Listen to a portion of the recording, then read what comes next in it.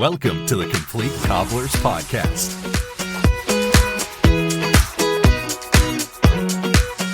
Okay, welcome to yet another episode where we will, bend your mind once again, John. Yes, indeed. There are some more interesting facts for us to start with and finish with. Here we go. Let's start with people in the street saying, do you mind if I ask you who your current energy supplier is? Twats. Yeah. Honestly, threw me head in. I went to the cinema the other week, Friday night. It was pissing it down, middle of Bradford. Went to the light, absolutely pissing it down, and this woman tries to stop me in the street while I'm running to get inside out of the rain. Do you mind if I ask you your energy supplier is? And you got to give them a due that they keep trying to do it, but I was like, yes. She would look confused. I'm only answering a question. Yes, I do mind. Yeah, I remember one saying to me, he said, you've got to tell me. He said, I believe you're out of contract now. Oh, this was more when, for business electric, when I was between contracts with a pub. Yeah. And I actually had an energy broker who dealt with it all for me, got me the best deals, got everything, saved us a fortune. And I have an energy broker who deals with it. Oh, but you've got to tell me who your supplier is. I don't have to tell you anything. Oh, no, you have to. I don't have to tell you, and then I'd stop being polite, so that's what I won't say what I then tell them to do before I put the phone down. But I don't have to tell you anything. Oh, you have to, because we need to know. And who are you? Oh, we're Green Space Energy Supplies. I'm like, no, I don't. No, I suppose everybody's got to have a job, but I just wouldn't do it. I remember having one of them kind of jobs where I used to go and knock on people's doors with a card and I'd say, do you have an alarm? Would you be interested in it? I'm from a certain alarm company. I'm wondering if it could interest you in having a quotation for an alarm. Yeah, you can say Keebury. Oh, can we? Oh, yeah. We used to do that. Yeah, 100% Keebury security. And that's, do you know how long ago that is then? I was 18, so I would imagine 40 years ago. Something around that. Yeah, no, I think even might have been even 17. Before that, I think. Maybe 17. Yeah. Yeah, we used to drive around an area. I think, didn't we leaflet it one night and then we'd drive back and then knock on all doors? Targeted it, and I think between you, Trish and Frank, you'd work out areas that were and we used to, because obviously knocking on people's doors at night, we used to ring the local police and say, we're going to be canvassing in this area tonight. And then if anybody rang the police and said, we'd have people knocking on doors saying, do you need a burglar alarm? They'd say, oh, yeah, we know about it, it's genuine. Yeah. And it's amazing that, there was no internet, so where you're going to get your inquiry, to do old school, get your inquiries from. So we used to stand at bloody Morrison's and Macro and places like that with stands and leaflets, and we used to, if we didn't have any work on, when I started working with friends, we didn't have any jobs to do, then during the day we'd wander up and down businesses, in and out of shops, asking them, and then go home, have tea, and then at night back out, round houses, knocking on doors. And I think, what's the deal you got? You had two ways of taking. You could either just take so much for an inquiry, or you could say, no, if it turns into a job, I'll have a tenner. Yeah, it was something. It was so much I thought it were £5 for a lead or something, and 20 quid if it were a job. But I think what you had to do was make your mind up and decide whether it were going to become a job. So you either took a £5, and that's that, no matter what happens. Whether you didn't take anything, but you got 20 if it became a job. Yeah, I remember. I think I was quite good at it actually. I think I was staff. Yeah. At one point. Yeah. I remember being in a garage and Frank asking me to tell Richard Craven and whoever else we had doing it. We had Dick and Dom before they had the bungalow. Dom Paisley, Oh, yeah. Chris Ostick. Yeah. And they were like, how do you get them, John? I don't know. I just knock on a door and ask. But do you remember us doing the businesses down Leeds Road? Yeah. Where the guy's like, oh, it's okay, I've got a dog. And I actually once went to do a survey for a guy, and he kept me there ages, and he had a dog. Dog was going mental all the time. And then when I rang him back up, he said, the dog convinced me that basically the way he was barking all the time you were doing your survey. He said, I thought about it in the end, and he says, I've decided that, dog's fine, I don't need. I was like foaming, because he'd had me there hours, and now we decided dog had told him he didn't need one. And then about 2 weeks later, he rang me up, oh, I need that alarm. Yeah, can you go ahead with it? I says, oh, what's changed your mind? He says, I got broken into. I says, well, what about dog? He said, they stole it. So they stole his car and they took the dog. I'm taking charge. Shall we do some factoids, Dave? Let's do it. Most Disney characters wear gloves to keep the animation simple. There were active volcanoes on the moon when dinosaurs were alive. How do they know that? I don't know. Dogs sniff good smells with their left nostril. Who found that out and what was he actually thinking of doing at the time? So when they lick their... No, anyhow, we'll move on. Yeah, human noses and ears get bigger as we age. Tell me about it. Yeah, poor old Gary Lineker. It's amazing. Gary Lineker. No number before 1,000 contains the letter A. That is good. I like that. Mm. I'm going to use that forever. Giraffe. They're closely related to giraffes, and their tongues can be 20 inches long. Wow. Leave it clean, Dave, please. Yeah. No, well, let's not go there. Yeah. Bees can fly higher than Mount Everest. I would think so. Mount Everest can't fly. The word aquarium means watering place for cattle in Latin. Yeah, you think I would have known You should have known that. Should I know? Ambulas, ambulat, ambulamus, ambulatus, ambulamus, ambulant. Ik had keine Geld. Means I walk, etc. Penicillin was first called mold juice. I think I'd have bought that. Right, the Pope can't be an organ donor. Pope Benedict XVI got an organ donor card in 1970. Once he became Pope in 2005, the card was invalid, as Catholicism requires the Pope's entire body to be buried intact. Yeah. That would be cool, though, getting some kind of organ from the Pope. I'd like his hand when he waves. As long as it wasn't, like a church organ. Well, yeah, I remember going to my uncle's funeral down south somewhere, and we stayed, my wife and sister and brother-in-law stayed in this hotel. And we'd had some really good wines with the meal and everything afterwards. And all like, great. We got back to the hotel. And you're in the hotel and you're like, I needed loo in the middle of the night. Got up, went to the toilet, came out, shut the door. Saw these bright lights. I'm in hallway. So, knocking on the door. Julie at times, she's like, couldn't wake her up when she was asleep. So I'm breaking on the door, knock. I'm absolutely stark, naked.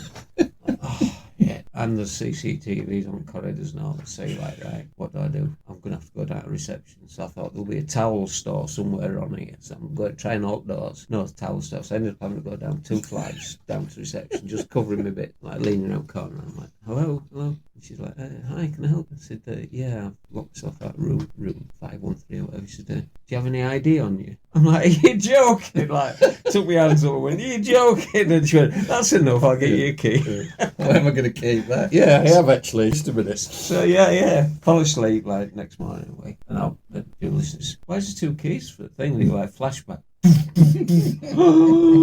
No, that didn't happen. So it goes down for breakfast. I'm thinking, shift or the change now. No, it was same woman on reception serving. Didn't recognise you with your clothes up. Yeah. And so I was telling my sister that, and she said, "Why didn't you knock on our door?" I said, "And what would you have done?" I said, come and join me and Mick in bed or whatever. I said, what was the point in that? So now, whenever I go anywhere, I always put like a suitcase in front of the door. That's the final door to get out, so I can't get out. I always, because in the latter part of my sales career, when I moved to selling these security systems up and down the country, so I was like, last 7 or 8 years, just always on the, in London a lot, all over Britain basically.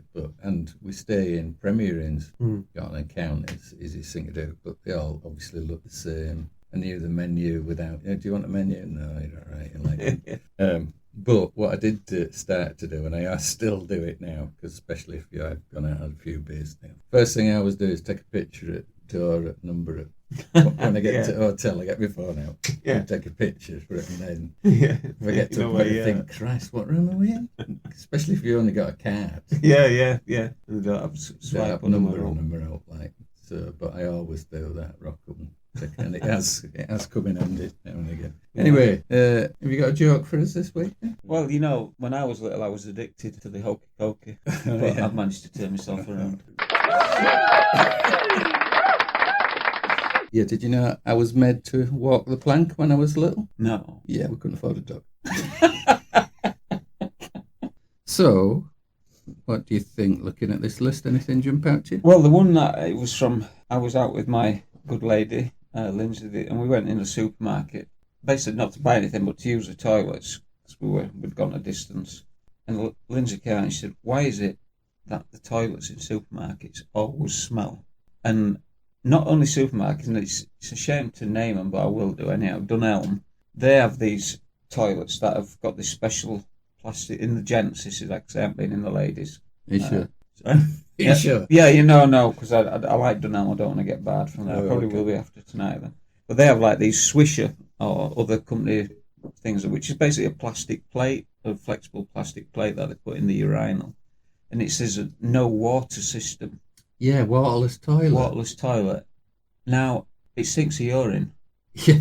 So what is a waterless toilet? I've seen that. I mean, and why do they crazy, smell of urine? Because I could make my toilet a waterless toilet, just turn the isolation valve off. Yeah. But I wouldn't want to go in it 3 days after a hot summer. No, I've seen them. Yeah. Some have like a little blue mat in bottom and it says waterless toilet. So if anybody designs these or whatever, we'd like some comments on it, please, because I'm not sure.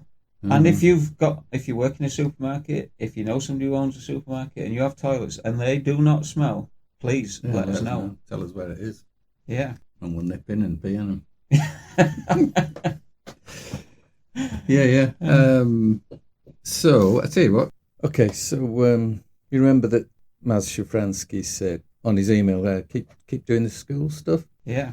Yeah, well, so we thought, yeah, it goes down well, so we'll come up with a new segment, and we'll call it the School Day Segway. Yeah. So starting this week, do you remember? Well, we were talking about us both being in computer science and doing well at computer science. We had a reason for doing it because we wrote a program to run the school tuck shop. Oh, the tuck shop. Profits, so we knew what profits were coming out of the tuck shop. Yes, that was very sort of early entrepreneurial. Yeah, it was very successful. We could see that we were both going to be entrepreneurs. Yeah. By ripping all the kids off. Well, to be fair, the school made a profit for the first time ever from the tuck shop. Everybody, so what they would do is they would get prefects, sixth formers, trusted members of the school, to run the tuck shop. But they all never lasted very long, a month or two, and then they'd be ripping tuck shop off and the school wouldn't be making any money and they'd kick them out and then they'd get somebody else in. And when we came in, he was sort of saying, look, this is what people do. Stand, wasn't it? Stand. Swim 666 pounds. But he said, this tuck shop should make 30% gross profit. Right? And we went, all right. So it always did from that day on. Yeah. It made 30% gross profit. And so they kept us on 2 years. Yeah, we did it well. But we used to make loads of money, didn't we? We'd pay ourselves like 30, 40, 50 quid a week, wouldn't we? Back then in the 80s. Yeah. I think when I started working, I got less money. And, if Gordon, I'm sorry that we only gave you £5 a week, but we were programming it and doing it all. And you've probably got a lot more than us now, so no. Well, plus I think when he went back for the year, he'll have gone, bastards! Which I did say, it popped up on my Facebook, and so I've sent him a friend's request, but he hadn't replied, so that may be why he may still be holding a grudge. But I had my first kiss in the tuck shop with Wendy Binns. Did you? Yeah. It was from... So essentially what we do, Stan said he used to go to the cash and carry on his own and buy all stuff. And we said, well, when do you go? Like Wednesday afternoon. Oh, we've got free lessons. We'll come with you, give you a hand. And he was like, right, impressed. And said, plus we kind of know what people are buying and what they want and all that. So we used to go and find anything we could mark up to the highest, the cheapest shit that we could sell for the most money. And anything where they bloody had an offer on and they'd put price on it, we'd say, oh, they're not selling them this week. Yeah, we don't know that. We can't. Oh, that we can't mark up. We were like, but five for half a p. They're a penny each. And then we'd buy all them shit flumps and stuff, and we wouldn't give people change. 10 tons of change, and we'd say, oh, we ain't going to change it. Here you go. like penny flumps. Bump have to walk home. You'd get bus conductors take flumps now. You'd get a bucket of them like that for about £2. It was all about volume though. It looked good, didn't it? And we'd say they were a penny each, so we'd like pay and here's your change. We ain't got enough change, and so kids sometimes would complain. He said, "Do you want barring?" Oh, no, and wandered off like you say, having to walk home with a bag full of flumps. Well, Well, that seemed to follow suit down the line because I think Stephen said he signed up for this podcast. I held him down till he said he'd sign up for it. He says he normally listens to podcasts when he's wanting to go to sleep, but he said he couldn't imagine going to sleep with my dulcet tones in his ears. But Stephen, I don't know, at his school that he went to, the band took shots when it was all a healthy time. Oh, right. Were it Jamie Oliver and all that? Yeah. Now, Stephen came up with the plan that everybody were wandering around looking very sad because they couldn't find any sweets. So he'd bring stuff and flog it in. Yeah, from a lad who never got out of school, the bus used to stop outside our house and pick the 3 kids up, Vicky and Caitlin and Stephen. And Stephen would be just literally getting out of his bed as bus driver and pull up. So a couple of weeks later, he's getting up at 6 and going up to paper shop and all this. I'm like, there's something going on. With his rucksack and everything and all this. All right. So about going on for 2 or 3 weeks, and wife's like, "What's Stephen up to?" I said, "I've no idea, but what we don't know is fair enough. Let him crack on." So then one day he came and his rucksack's like bulging as he got. I said, "Come here." Looked up and he got these full boxes of sweets and stuff. I said, "What's going on?" He said, "Well, they've stopped selling stuff in the shop." So he said, "I've set my own mobile tuck shop up." Good lad. I said, "Good lad, yeah." And his mum's like, "You've got to stop it now, Stephen. You're going to get in bother. You're going to get done. I'm like, "Look, carry on. But as soon as you get found out, you stop it. You admit you're doing it and you stop. But take it." So for a good few weeks we were going on, he's like, "Dad, can you bank £80 for me? Dad, can you?" So he was doing right well. And then one day he came home, threw his rucksack in. "I've been busted." And they said, he said, "They caught me," because all these kids were wandering around school, filling the faces with sweets. Funny. Both my kids did a very similar thing. So same crack, you can't buy any crap, so we're doing that. But also then they started, "Dad, can you buy us some big flasks?" Yeah. They had money for it, and they were taking in tea and coffee and all that. All kids were buying that, but yeah, they eventually got busted as well. You can't knock the entrepreneurial. Yeah. Lord Sugar. Okay, another new feature we're going to have each week is Cobbloid or Factoid. Yeah. So essentially, you don't have to do anything, you just have to have a guess, and at the beginning of the show next week we'll tell you whether you're right or wrong. Yeah. So essentially we're going to read out what is a factoid, or is it, and you have to guess, is it true or is it complete cobblers? So Cobbloid or Factoid. Yeah. So the first one this week, have a little think about this. We'll tell you the answer at the beginning of next week's show. Competitive art used to be an Olympic sport. So that's definitely it. I think we've been all over the place again, John. Yeah. And that's another one in the can. So that's good night from me. Yeah. Thank you, and good night from me.